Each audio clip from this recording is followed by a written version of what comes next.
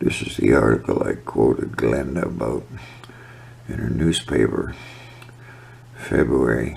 Bluffs Monitor, how it took a long time to get enough oxygen in the atmosphere to support life as we know it. And this is what I talked to her about. They've taught millions of people to do this, and even worse, some say start with chest compressions. All these signs here, that proves you're alive. Could be any of the hundreds of causes of breathing emergency. They need rescue breathing ASAP. No chest compressions. Hey, turn them blue from lack of oxygen. Look at all that blue. That's a reminder. Hey? Blue. Like the sky. You need air. In the pink oxygenated blood, vital for all life. And Bluffs Monitor. A story about the oxygenation event. See if I can get through to any of these people here. Bluffs Monitor, Linda speaking. Can I help you? Yes, this is Gary Thompson calling. I was just reading the paper. Hi, Gary. Yes. Yeah, there's an article on page 12, The Great Oxygenation Event, by Doug. Yes. Yeah, Doug Dermo. And yes, about how oxygen is very important for human life, etc. Yes, well, they've taught millions of people in Canada. The person's comatose, turning blue from lack of oxygen, making gurgling noises, deny rescue breathing, and give chest compressions to a beating heart. Are you reading from the article? No, I'm not reading from the article. Well, it's just, well, in the article, any child knows that you have to breathe once every 5 seconds to stay alive, right? Right. 30,000 times a day. John Tory and the Associate Medical Officer of Health had a press conference in 2017 and said rescue breathing saves lives. John Tory is quoted in, "This is what causes people to lose their lives, quite literally." You deny. Rescue breathing? Yeah, of course, for breathing emergencies, which there's hundreds of causes, just like COVID is a breathing emergency. You don't give them chest compressions for COVID or flu or knocked unconscious from an injury or illness. Okay. Comatose, it's all through the Bible. You know, God is the breath of life. Right, okay. Yeah. Jesus in Mark 5:40, the child is not dead but asleep. So Jesus gave her rescue breathing. Okay. And the executive director at Health Canada, Right. Heidi Jackson, she got canned in January 2019 for blowing the whistle because Health Canada removed rescue breathing from their first aid treatment. Oh, that's interesting. Well, it's not interesting, it's utter not crazy. Because I took this training, it all started in Toronto in September 2011. Okay. I was the 20th person to take this training. Okay. I've been to med school. These people are teaching murder and they know it. There's over 1 million people in Ontario taken to hospital with a breathing emergency. A lot of them are repeat customers, COPD, asthma, etc., right?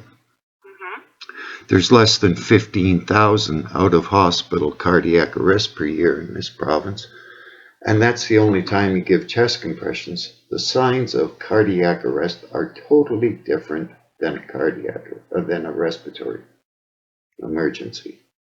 The cardiac arrest is different. Oh yeah, totally. Yeah, totally.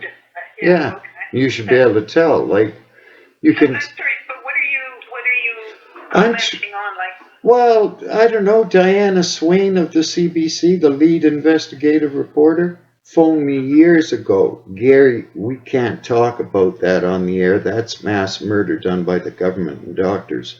put the information up on the CBC's Facebook page, I'll give it a like right away. And did you?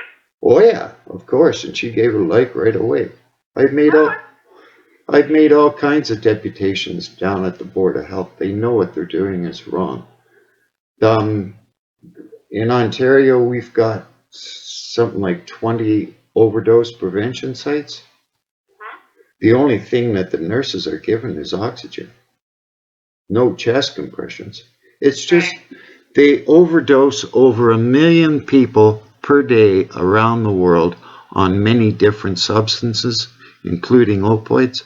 The only thing keeping you alive during surgery is oxygen. Rescue breathing is the same effect. Right. It's got, it was just Bell Let's Talk Mental Health Day last week. Well, Bob Arthur, he's 38 years retired EMS. He's also the lead on Bell Let's Talk Mental Health. Okay. I've been in conversation with him. He says, Gary, it's increasing post-traumatic stress. It's making everyone physically and emotionally ill because they're teaching this and they know it's wrong. So they are teaching rescue breathing? No, they're teaching no rescue breathing, chest compressions. They're teaching chest compressions for a drug overdose. For events other than heart attacks. Well, no. Heart attack is not a cardiac arrest. A heart attack, you're still alive. You need oxygen if you're having a heart attack. Oxygen, nitroglycerin, and baby aspirin. Okay. So it doesn't progress to a cardiac arrest. The only time you give chest compressions, someone has to be dead. Their heart has to be stopped. Okay. And there's no use in giving any medication to someone who's dead, an antidote to someone who's dead. It's not going to do anything because the blood's not moving. Is there any way that you would be willing to write a very short article on this? Well, yeah, I've been published in the medical journals all about it. There's 10 million references in the medical literature that says what they're doing is dead wrong. There's a private member's bill in front of the legislature, Natalie Kusendova. She's an RN, MP, conservative MPP. She's sick. She's an emergency nurse. She's sick of people showing up in the hospital damaged from chest compressions they were never to receive. Because they've taught millions of people to do that, and they're eagerly doing it in the belief that they're saving lives. Yes. I know, yeah. A nurse told me to do it, so they're doing it, and they're telling their friends. That was my impression too. Yeah, I know. Yeah, someone in authority tells you to do something. I've got the chiefs of police on tape admitting what they're doing is wrong. Every police officer has first aid.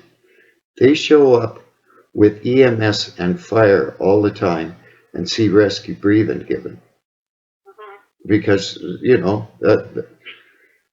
going to see 1,000 breathing emergencies before you run into a cardiac arrest situation.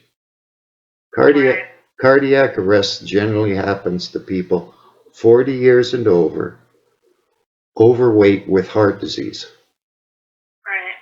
Yeah. So you're saying rescue breathing is okay? Yeah, that's the only thing you need. If you're alive, you're comatose means you're alive and you need rescue breathing only. Right. I understand. Yeah. And the what was it that you said shouldn't be given? Chest compressions. Chest compressions. Heart and Stroke Foundation. Should not be given. Yeah. No, not when you're alive. Heart and Stroke Foundation wrote them a letter back in 2013, told them stop doing that. So yes, if you would like to submit a short article. Okay. How many words do you think? I'd have to check with editorial for that. Yeah, well, you might want to get one of your reporters in on this issue. It's up on the government websites, the provincial government's website, the worst possible thing you could do. If you're blue, you must have heard the saying in your life, let's get some air, you look a little blue around the gills. That's a that's a truism. Here's another truism.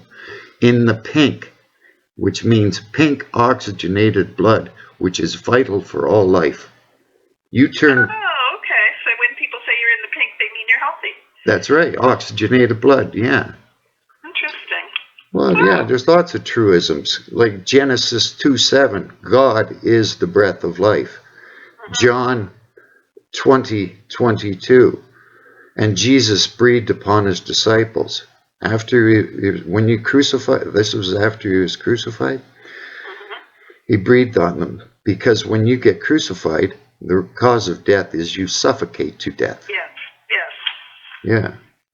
And then Mark 5:20, it's all through the Old and New Testament. The ancients knew about rescue breathing. Because it's, yeah, animals have been observed giving other animals rescue breathing. Have they really? Yeah, oh yeah. Yeah. Which animal? Well, there's a video out there of a dog taking a goldfish out of a bowl and putting him into water. And there's monkeys that have been observed giving rescue breaths, and other animals, and an oxen. Animals knew about it, like your cats and stuff. They purr and they'll get close to your face because an animal can tell if you're healthy by your breathing. Right, yes. Yeah. And a veterinarian, if your pet has a breathing emergency, the veterinarians aren't giving any chest compressions, that's for sure. They're giving rescue. No. Yeah. Yeah. That's why the doctors call them breathing emergencies, right? Yeah. Because that's what they are. Right, right. Well, it's nice to get a little something off to you, but in the meantime, you can look it all up on my Twitter. On your Twitter? I don't have Twitter, actually. You don't need Twitter. You just Google it up at Gary CPR. There's an article pinned there. There's a pin there with Bob Arthur, the retired EMS Bell Let's Talk. Okay, Bell Let's Talk. Okay. Well, no, that's just a couple of years ago. I was in contact with him. He's EMS, retired, and he's now lead on Bell Let's Talk Mental Health. Okay. And that's Bob Arthur. Yeah, he's a Peel paramedic. He's and what was your name again? Gary Thompson, Gary. Gary Thompson, okay. THOMPSON. All right. Yeah. Okay, it's been great talking to you. I'm just trying to save lives, and it's the only. What? It's not a bad thing to do. I know. And everyone is making themselves physically and emotionally ill. It's called, it's the same thing happened in Nazi Germany, The start of the Holocaust, it was by doctors and nurses. The nurses were killing people that were disabled.